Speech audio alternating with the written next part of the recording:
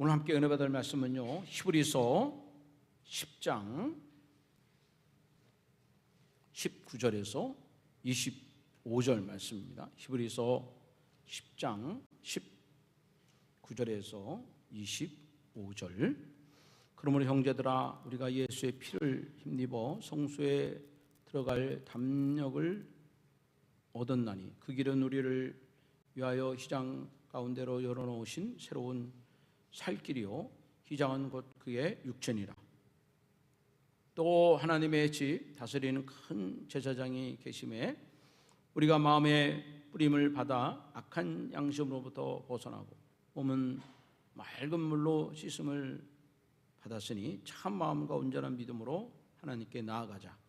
또 약속하신 이는 믿으시니 우리가 믿는 도리의 소망을 움직이지 말며 굳게 잡고 서로 돌아보아 사랑과 선행을 격려하며 모이기를 피하는 어떤 사람들의 습관과 같이 하지 말고 오직 권하여 그날의 가까움을 볼수록 더욱 그리하자. 아멘. 자, 여러분들 20절 한번 다시 읽어봐요. 시작. 그 길은 우리를 위하여 휘장 가운데로 열어놓으신 새로운 살길이요 휘장은 곧 그의 육체니라. 아멘. 저는 오늘 여기 20절 말씀에 열어놓으신 새로운 살길, 이 말씀을 가지고 함께 하나님 말씀의 은혜를 나누도록 하겠습니다. 우리 예수님께서 십자가에 달려 죽으실 때 참 신비한 몇 가지 일들이 나타났습니다. 누가복음 23장 44절에 보면 그 대낮이 어둠으로 덮어버리는 그런 현상이 일어났다. 그때 시간이 제6시 시간이다, 그렇게 기록이 되어 있는데, 이 6시는 우리나라 시간으로 환산하면 정오 12시예요 12시부터 오후 3시까지 해가 빛을 잃어버리는 그런 일이 일어났습니다.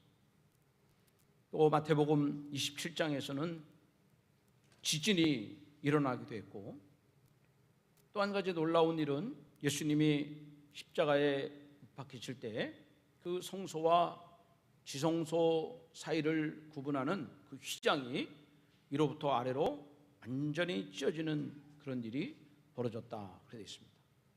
저기 이제 여러분 그림에 보이는 저 휘장은 성막 가운데 성소와 지성소가 있는데 그것을 가운데를 구분하는 것이 저 휘장인 것입니다. 굉장히 높고 또 길이도 길고 무거운 그런 휘장이 되는 것이죠. 그럼 여러분, 예수님께서 십자가에 못 박히실 때 저 휘장이 찢어진 것은 어떤 의미가 있는가? 우리 아까 읽은 이 20절 말씀 하반절에 보면 휘장은 곧 그의 육체니라, 그렇게 말씀을 하고 있습니다. 휘장은 곧 그의 육체니라. 그러니까 여기 본문에 보면 그 휘장과 예수님의 육체를 같이 보고 있는 거예요. 그러니까 예수님의 죽으심이 곧 휘장이 찢어집니다. 이 얘기는 무슨 얘기죠? 예수님은 십자가의 죽으심으로 말미암아 휘장을 찢는 일을 했다는 거예요. 예수님의 죽으심과 동시에 휘장이 찢어졌다는 것은 휘장과 예수님이 하나가 된 것입니다. 그래서 십자가의 죽으심과 휘장의 찢어짐, 이것이 같은 사건으로 성경은 보고 있는 것이죠. 저 휘장이라는 것은 말씀드렸지만 성소와 지성소를 구분하는 그런 장소가 되는 것이고, 그 지성소는 하나님의 임재를 상징하는 거룩한 장소가 되는 것입니다. 출애굽기 25장 22절에 보면 거기서 내가 너와 만나고 라는 말씀이 기록이 되어 있습니다.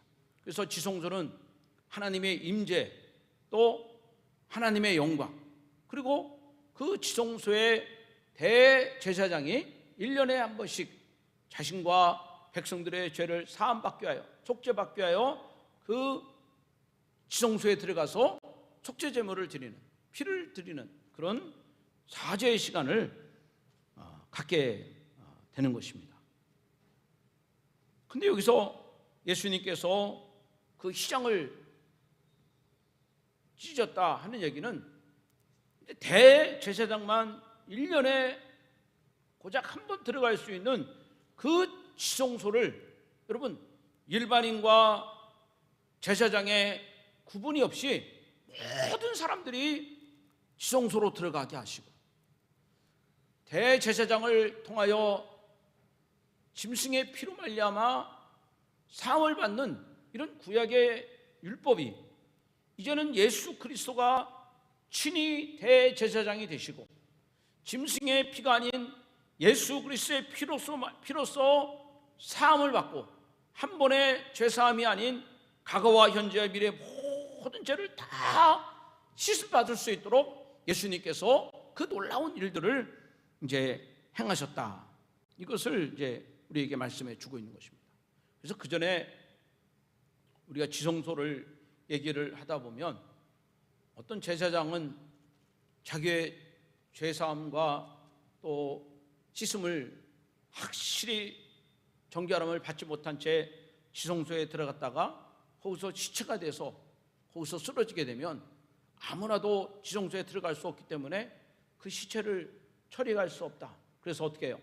대제사장이 들어갈 때 발목에다가 방울을 달고 끈을 매달아서 혹시 지성소에 들어가서 하나님께 진노를 받게 되면 밖에 있는 사람들이 줄을 당겨가지고 그 사람을 끌어냈다. 뭐 이런 얘기도 있는 것처럼 거기는 참 그 하나님의 임재가 있는 곳이지만 그것은 거룩한 그런 곳이 되는 거예요. 아무나 갈 수도 없고 또 잘못 들어갔을 경우에는 즉각적으로 하나님의 진노가 임하기 때문에 영광과 두려움이 함께 공존하는 곳이에요. 그런데 예수님께서 휘장을 찢어줌으로 말미암아 우리로 하여금 그곳에 들어갈 수 있게 한 것은 그것은 바로 우리로 그 지성소에 들어갈 수 있는 자격을 하나님이 우리들에게 허락해 주신 것입니다. 주님이 문을 열어주셔서 오라는 거예요. 내게 오라고 말씀해 주신 것입니다. 그래서 우리 예수 그리스도의 그 이름으로 예수 그리스도의 피를 힘입으로 말미암아 우리는 들어갈 수 없는 지성소, 그 거룩한 곳에 들어갈 수 있는 거룩한 자로 하나님이 우리에게 그런 자격을, 그런 은혜를 베풀어 주시는 것입니다. 그래서 이 히브리서 10장 20절에 보면 이렇게 예수님께서 우리로 하여금 그 지성소에 들어갈 수 있도록 길을 열어주신 것을 거기 성경은 뭐라고 말씀했냐면 열어놓으신 새로운 살 길이다. 그렇게 우리에게 말씀해 주고 있습니다. 여러분 같이 한번 해봅시다. 열어놓으신 새로운 살 길. 다시 한번 열어놓으신 새로운 살 길. 아멘. 예, 여러분 제가 설교를 들으면서 계속 여러분 속으로는 열어놓으신 새로운 살 길을 주옵소서. 열어놓으신 새로운 살 길에서 거하게 하옵소서. 열어놓으신 새로운 살 길이 나의 길이 되게 하옵소서. 여러분 계속해서 기도하시길 바라고 집에 가서도 기도하시길 바라고 계속해서 열어놓으신 새로운 살 길이 나의 길이 되게 하시고 내가 그 길을 걷게 하시고 내가 그 안에 머물게 하옵소서. 여러분 이렇게 기도하시기를 바랍니다. 우리 예수님이 열어놓으신 것은 새로운 길입니다. 성막시대 이후로 아무도 들어갈 수 없는 그 길, 그 누구도 들어갈 수 없는 그 길을 주님이 열어놓으신 거예요. 그래서 그 길은 무슨 길이냐? 새로운 길입니다. 새로운 길이에요. 그리고 어느 누구나 하나님을 만나면 그 거룩하신 하나님으로 말미암아 죄 사함을 받을 수가 있고 그 하나님을 만날 때 하나님의 은혜를 받을 수 있어요. 하나님으로부터 기도 응답을 받을 수 있고 하나님 또 복을 받을 수 있고 하나님으로부터 새로운 소망을 받을 수 있고 새로운 창조적인 삶을 살아가는 것이 가능하다는 것입니다. 그러므로 여러분 하나님을 만나면 살 길이 열리는 것입니다. 하나님을 만나면 살아날 수가 있는 거예요. 여러분 이 성막이 시작된 것은 에덴 동산으로 거슬러 올라가게 되는 것입니다. 에덴 동산은 하나님과 인간이 서로 하나 되는 곳입니다. 하나님과 인간이 서로 교통하는 것이고 대화하는 것이에요. 하나님은 천지를 창조하시고 이 모든 것을 인간에게 허락하시고 생육하고 번성하고 땅이 충만하고 정복하고 다스릴 것을 말씀해 주셨어요. 그런데 인간이 범죄함으로 말미암아 하나님이 약속하신 모든 것들을 다 잃어버리게 되겠습니다. 하나님의 약속의 땅 그 낙원 동산에서 인간이 쫓김을 당하고 말았습니다. 이제 하나님과 인간이 분리가 되고 말았어요. 그런데 하나님은 다시 성막을 만들게 하시고 그 땅에 오시고 그 성막의 지성소에 있는 곳으로 하나님이 들어가시는 거예요. 하나님 스스로 그 지성소에 가셔서 내가 거기서 너희와 만날 것이다, 그렇게 약속을 하신 것입니다. 그러므로 낙원 동산은 없어졌지만, 에덴 동산은 우리가 바라볼 수는 없지만, 그 작은 지성소에서 우리는 다시 하나님을 만날 수가 있고, 그곳에서 제사함을 받을 수 있고, 그곳에서 하나님의 음성을 들을 수 있고, 그곳에서 하나님의 인도를 받을 수가 있는 것입니다. 그런데 그것이 안타깝게도 대제사장만 들어가고, 그것도 한 번만 들어갈 수 있고 다른 사람은 다 바깥에서 구경만 할 수밖에 없는 그런 저희들이 되고 말았습니다. 그런데 예수님께서 세상에 이 땅에 오신 하나님을 우리가 만나기 위해서 휘장을 찢어주시고, 죄인된 인간이 하나님을 만날 수 있도록 예수님의 피값으로 우리의 죄를 다 씻어주시고, 그리고 우리에게 열어주시는 새로운 살 길을 주님께서 허락해 주신 것, 이것은 하나님의 큰 은혜가 아닐 수가 없는 것입니다. 그러면 20절에 예수님께서 우리를 위해서 열어주신 그 길이 바로 여러분이 살 길이요, 여러분 가문이 살 길이요, 우리 교회가 살 길이요, 이 민족이 살 길이요, 여러분 영혼이 살아가는 길인 것을 깨닫고 여러분 그 길 가운데 거하시는 저와 여러분 되시기를 주님의 이름으로 축복합니다.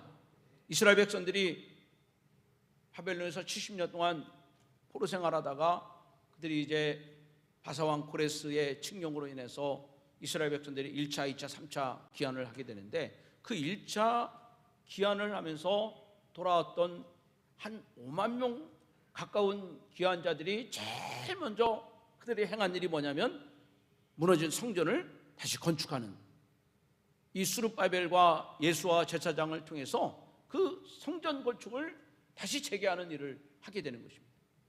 그들이 성전 건축에 그렇게 목말라 하는 이유는 무엇입니까?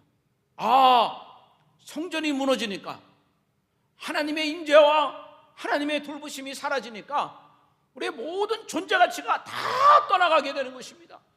여러분, 하나님이 떠나가니까 나라를 잃어버리는 거예요. 하나님이 붙잡아 주지 않으니까 우리 가정이 흔들리게 되는 것입니다. 남편과 아내가 생이별을 하게 되는 거예요. 부모 자식이 이별하는 것입니다. 그들의 모든 삶의 기준이 모래집 무너지는 것처럼 다 무너지는 것을 그들은 경험하게 되는 거예요. 야, 이제 하나님 안에 거해야 된다. 야, 이제 믿음 안에 거해야 된다. 야, 우리 다시 말씀 안에 거해야 된다. 그것이 우리가 살 길이다. 그들은 결단하고 성전 건축하는 일에 5만 명의 사람들이 다 매달림으로 말미암아 그 민족이 살 길을 새롭게 시작을 하게 되는 것입니다. 여러분, 다윗이 왕이 된 후에 제일 먼저 한 일이 뭡니까? 그런 잃어버린 법궤를 다시 찾아오는 것입니다. 법궤. 그리고 법궤가 돌아오는 날 이 다윗은 얼마나 기쁜지, 바지가 흘러내리는 것도 알지 못한 채 그렇게 덩실덩실 그렇게 춤을 추며 기뻐했다는 거예요. 다윗에게 이 법궤는 바로 하나님의 임재를 말하는 거예요. 하나님이 우리 함께 하신다. 하나님이 나와 함께 하신다. 이것보다 더 기쁨이었고, 이것보다 더 감사할 일이었고, 이것보다 더 큰 능력이었기 때문에 그 하나님이 함께 하심을 다윗은 지켜보면서 그는 춤을 추며 기뻐할 수밖에 없는 것입니다. 그 하나님의 임재, 하나님이 우리 함께함, 그 하나님의 보호하심, 여러분, 이것이야말로 우리 모두가 살 길인 줄로 믿습니다. 그래서 이스라엘 백성들이 여러분 요단강을 건널 때도 그들은 제일 맨 앞에다가 법궤를 앞세운 겁니다. 법궤를. 어떻게 우리가 무슨 수로 그 땅을, 그 바다를 건널 수가 있습니까? 도저히 그것은 할 수가 없는 것입니다. 불가능한 것입니다. 그러나 여러분, 하나님이 함께 하시면 우리를 하여금 그 요단강을 건너게 하신다. 하나님이 함께 하시면 하나님은 우리로 하여금 도저히 할 수 없는 일들을 하나님은 이루게 하신다. 그 법궤를 앞세우고 할 때 하나님께서 요단강을 갈라주심으로 말미암아 이스라엘 백성들이 가나안 길, 그 살 길을 하나님이 열어주신 겁니다. 이스라엘 백성들이 여리고를 함락할 때도 역시 법궤를 앞세웠어. 하나님, 우린 저 여리고 사람들을 우리가 무찌를 수가 없습니다. 우리의 힘으로는 저 성을 무너뜨릴 수가 없습니다. 그러나 하나님이 우리 함께 하시면, 하나님이 우리에게 힘주시면 우리가 저들은 우리의 밥이요, 우리가 그 땅을 점령할 수 있고 저 견고한 성이 무너질 줄로 믿습니다. 그러니 법궤를 세우고 그들이 하나님을 찬양하며 전진해 나갈 때 여러분 도저히 할 수 없는 일들을 해나가는 이런 것을 우리가 볼 수가 있습니다. 그럼 오늘 예배하는 사랑하는 여러분, 여러분들이 살고, 여러분 가문이 살고, 여러분 민족이 살고, 우리 미래가 열려지기 위해서는 우리는 반드시 우리에게 살 길 되시는 하나님께 가까이 가시는 저와 여러분 되시기를 주님의 이름으로 축원합니다. 참 시대가 좋아지고 문명이 발달함으로 말미암아 사람들은 점점 편리한 것을 그렇게 찾고 있습니다. 저 어릴 적에 우리 어머니가 바쁘시면 저를 불러다가 불 꺼지 않도록, 저 아궁이 밥할 때 불 꺼지면 밥 못 먹으니까 너 불 지피라고. 참 그거 하기 싫은데 거기 앉아가지고 나무를 조금씩 그걸 한꺼번에 많이 집어넣으면 안 되고 조금씩 그렇게 하다가 짜증이 나니까 엄마를 부르면서 왜 엄마 날 이걸 시키냐고, 난 놀고 구슬치기를 해야 되는데 왜 이걸 날 시키냐고 막 짜증을 내고 그런 적이 있어요. 그러다가 놀고 싶으니까 이따만한 나무를 그냥 몇 개를 집어넣고 도망갔다가 그날 저녁에 밥이 다 타가지고 얼마나 혼났는지 몰라. 그게 요즘은 그런 게 어디 있습니까? 그냥 시간만 맞춰놓고 버튼만 누르면 다 하게 되도록 돼 있지 않습니까? 빨래도 다 그렇게 되고 밥도 그렇게 되고 반찬도 되고 다 그냥 버튼만 누르면 돼. 자동차도 얼마나 좋은지, 그저 요즘에는 눈 감고 두 손을 놔도 자동차가 지 마음대로 그냥 사람들을 데려다주는 정말 이런 편리한 시대로 살아가고 있습니다. 여러분 그렇다 할지라도 우리 신앙조차도 편리해져서는 안 되는 것입니다. 우리의 신앙조차도 편리한 신앙생활을 요구해서는 절대로 안 되는 것입니다. 우리는 우리의 몸을 쳐서 우리는 하나님 앞으로 나가야 되는 것입니다. 여러분 세상에 주저앉지 말고 염려와 두려움에 사로잡히지 말고 우리가 살 길은 하나님께 가는 것이다. 우리가 하나님께 가야 살 수 있다. 여러분 이런 믿음을 가지고 우리는 점점 더 하나님 앞으로, 더 하나님 앞으로, 더 하나님 앞으로, 더 가까이 여러분 움직이시기를 주님의 이름으로 축복합니다. 요즘에 세계 모든 이 언론의 관심은 그 러시아와 우크라이나 전쟁에 가 있어요. 매일같이 어떻게 전쟁이 진행되고 있는지 쏟아지는 여론을 들으면서 전쟁의 상황을 추이를 지켜보고 있는 것입니다. 근데 처음에 전쟁이 시작될 때 러시아가 우크라이나를 침공하면 이제 우크라이나는 끝나겠구나, 이 지구상에서 우크라이나라는 자체가 없어지겠구나, 다들 두려워하는 거예요. 왜 그런가 하니 그 러시아는 그 전력이 세계 2위 군사력을 갖고 있고 우크라이나는 세계 22위가 돼요. 우리나라는 세계 6위. 그러니 여러분 2위와 22위면 이 싸움이 안 되는 거예요. 저 나라는 끝났겠다. 며칠 지나면 우크라이나 군인들이 다 총을 내려놓고 항복하겠다. 이렇게 사람들은 예측을 한 것입니다. 그런데 일주일이 지나고 2주가 지나고 한 달이 지나도 우크라이나가 끄떡없이 대항을 하는 거예요. 물론 많은 피해를 보고 그 땅이 무너지고 많은 피난민들이 생겨나고 많은 민간인들이 죽음을 당했지만 그들이 항복을 하지 않는 것입니다. 끝까지 대항을 하는 거예요. 어떻게 저 땅이 저렇게 살 수 있을까? 어떻게 저들이 끝까지 대항할 수 있을까?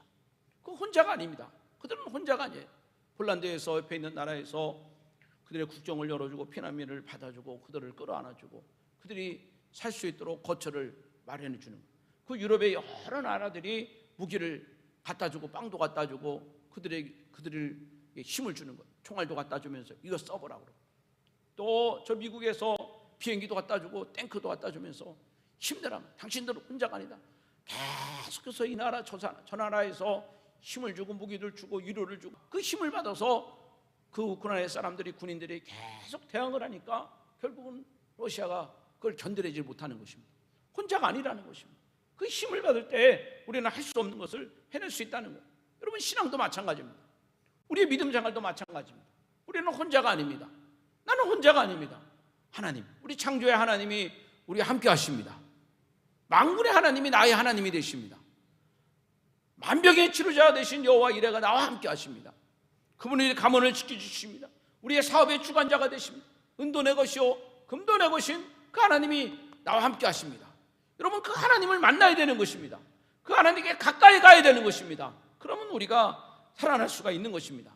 그래서 요한일서 3장에 보면은 내 영혼이 잘 된다면, 즉 내가 하나님과 아름다운 교제가 일어난다면 내가 범사가 잘 되고 강건한 삶을 우리는 반드시 누리며 살아갈 수가 있는 것입니다. 여러분 한번 따라합시다. 나는 혼자가 아닙니다. 나는 혼자가 아닙니다. 여러분, 우리는 혼자가 아니라는 것입니다. 하나님께 가까이 가면은 하나님이 우리로 하여금 하나님이 열어주시는 살 길이 반드시 있다는 것입니다. 우리는 혼자가 아닙니다. 이스라엘 백성들이 출애굽한 이후로 저 가나안 땅을 가는데 그 앞에 홍해가 가로막혀 있습니다. 홍해가 가로막혀. 그리고 뒤에는 애국 군사들이 맹렬히 추격을 하는 거예요. 점점 바싹 다가오는데 이게 우리는 끝났구나. 물에 빠져 죽을 수도 없고 적군인들에게 칼 맞아 죽을 수도 없고 참 진퇴양난에 빠져 있는 것입니다. 근데 그때 하나님께서 모세에게 내 지팡이를 높이 들어서 저 홍해를 향하여 지팡이를 내리쳐라, 그렇게 명령을 내리셨어요. 그 모세가 하나님 말씀 듣고 지팡이를 들어서 그 바다를 향하여 지팡이를 내리칠 때 그 물이 양쪽으로 쫙 갈라지는 그런 놀라운 기적이 일어났습니다. 그 길은 지금까지 어떤 민족도 어떤 나라도 걸어보지 못한, 여러분 바닷속을 누가 걸어갈 수가 있겠습니다. 하나님이 그 길을 열어주셨습니다. 그 길은 새로운 길입니다. 그 길은 살 길입니다. 그 길은 축복의 길입니다. 그 길은 약속의 길입니다. 그 길은 미래의 길인 것입니다. 그 하나님이 열어주시면 그걸 닫을 자가 없는 것입니다. 저는 여러분과 여러분 자녀들에게 하나님이 홍해를 열어주시듯이 이 어려운 시대 속에서도 주여 내 길을 열어주시옵소서, 주여 내 자녀의 길을 열어주시옵소서, 주여 내 사업의 길을 열어주시옵소서, 하나님 은총을 여러분 가운데 내려주시기를 주님의 이름으로 축복합니다. 시편 73편 27절 28절에 보면 주를 멀리하는 자는 망할 것이요 하나님께 가까이 하는 자는 복을 받을 것이다, 그렇게 말씀을 하고 있습니다. 그러면 이제 우리는, 저와 여러분들은 예수 그리스도의 피값으로 말미암아 열어주시는 새로운 길이 있다면 우리는 그 길을 걸어가야 되는 것입니다. 우리는 그 길을 가야 되는 거예요. 제가 서두에 말씀드렸지만 지성소의 길은 한 번도 가보지 못한 길입니다. 그리고 대제사장이 들어가더라도 1년에 몇 번 간다고 그랬어요? 1년에 몇 번? 1년에 한 번 딱 들어가는 길이라는 거예요. 근데 그 길을 우리에게 열어주셨습니다. 새로운 살 길을 열어주셨습니다.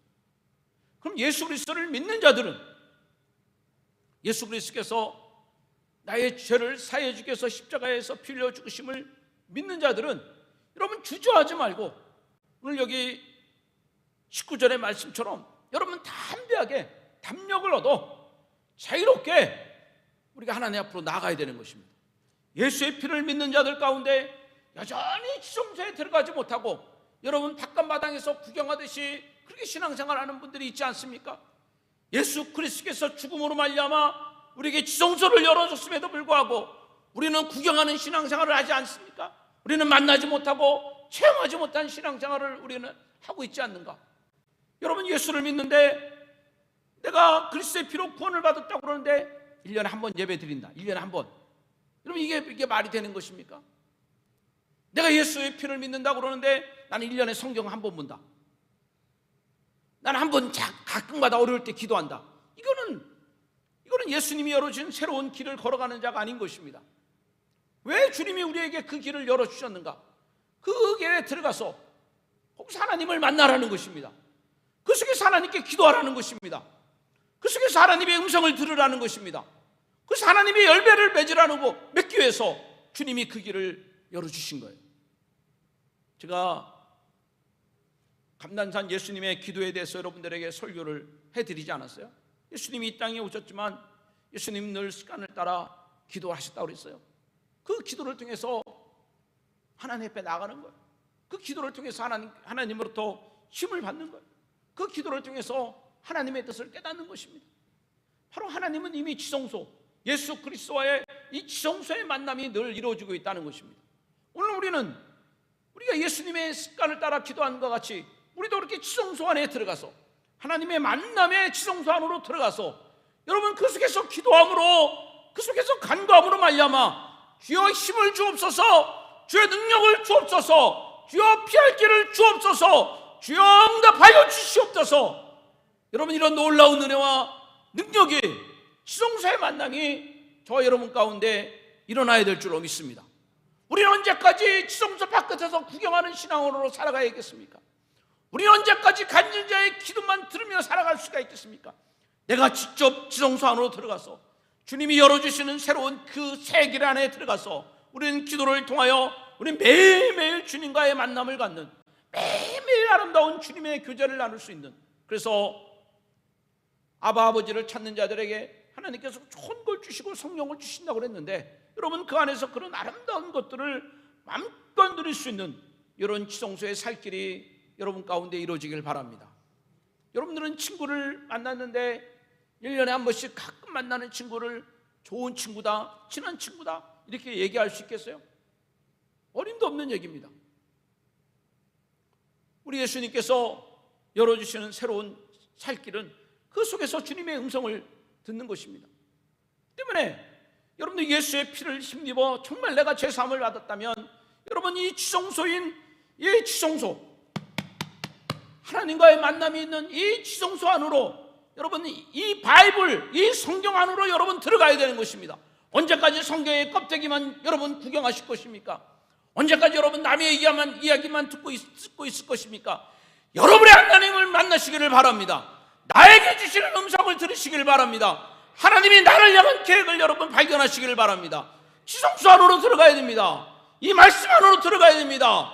하나님의 간절함을 여러분 들어보시기를 바랍니다. 하나님이 여러분을 향한 놀라운 비전을 여러분 이 말씀 안에 들어봐야 되는 것이죠. 1년에 한 번씩 성경을 보는 사람, 가끔 성경을 보는 사람, 이 사람은 예수의 피를 힘는 게 아니에요. 정말 예수의 피를 힘냈다면 우리는 그 속에서 주님과 아름다운 대화를 나누고 주님의 음성을 듣고 주님이 내 안에, 내가 주님 안에 거하는 그런 깊은 교제를 우리는 마음껏 누려야 되는 것입니다. 저는 이제 아침마다 새벽 기도회를 끝나고 그날 말씀을 묵상하고 밴드에다가 그것을 올리는 거예요. 이제 그 말씀을 올릴 때는 제 마음에 그런 간절함이 있어요. 그 본문이 들어가면 여러분들은 그 본문을 따라 몇 번이고 그 성경을 읽기도 하고 묵상을 하고 그렇게 해야 됩니다. 그저 제가 올린 글만 쳐다보서는 그게 묵상이 안 돼요. 그 제 글이지 그건 여러분과는 아무런 관련이 없는 거예요. 아, 목사님은 어떻게 글을 썼나 참고만 할 뿐이지, 여러분 그것이 여러분의 아멘이 돼서는 안 되는 거예요. 그것이 여러분들에게 아멘이 되면 안 되고, 이 성경이 오늘 나에게 주시는 이 말씀이 아멘이 돼야 되는 것입니다. 그것이 아멘이 돼야 되는 거예요. 여러분 남의 집 아버지한테 아빠라는 사람이 제정신입니까? 그래서는 안 되는 거예요. 이 하나님이 나에게 주시는, 그러나 이 본문을 통해서 하나님이 나에게 주신 음성을 들어야 되는 거예요.